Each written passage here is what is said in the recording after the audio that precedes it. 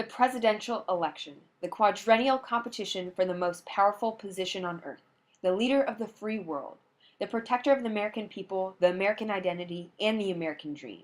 These men, and maybe women, who are chosen to figurehead this great nation must be of the finest caliber, the truest moral grit.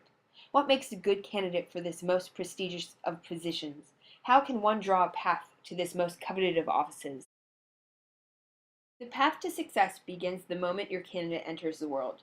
Any background can work. You just have to be an upper class citizen, have well educated, high achieving parents, and be brought up to expect nothing but the best. As the candidate advances into high school, they will experience the highest education in preparation for the best college they can achieve. A campaign begins far before your announcement speech. 10 years or more before an intended candidacy, politicians should ensure a clean record, even if they must deny or deflect questions about issues. What would you like to say in response to your involvement in the support of the company that was responsible for an oil spill 3 years ago?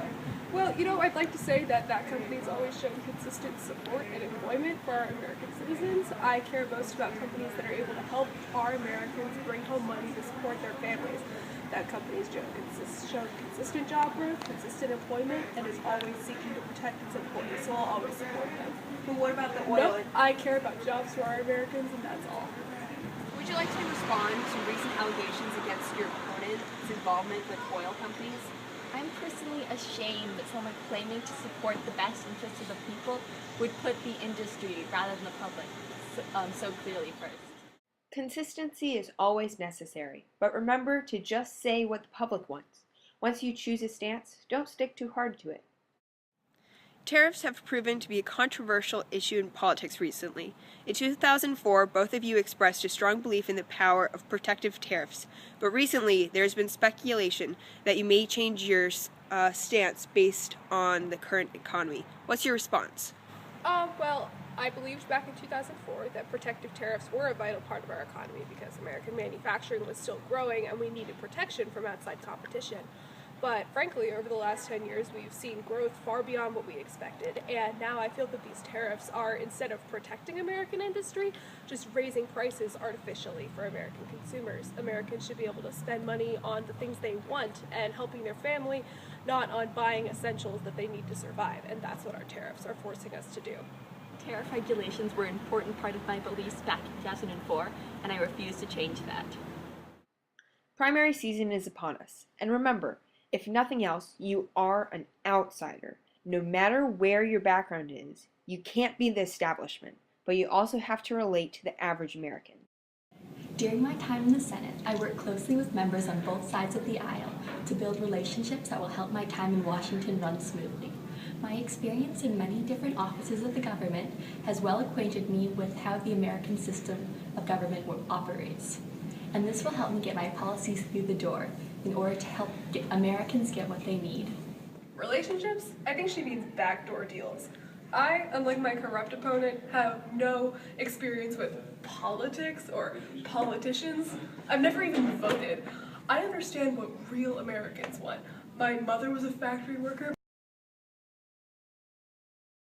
My father was a farmer. I worked 15 hours a day in a coal mine by the time I was 7. I understand what Americans need, and it's not corruption or backdoor deals. Facts are irrelevant as long as you say them with conviction.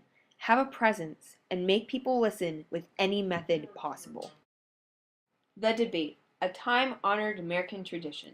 Finally, our two noble candidates will face head-to-head on a stage before the American public, contesting their finest ideas before a critical audience.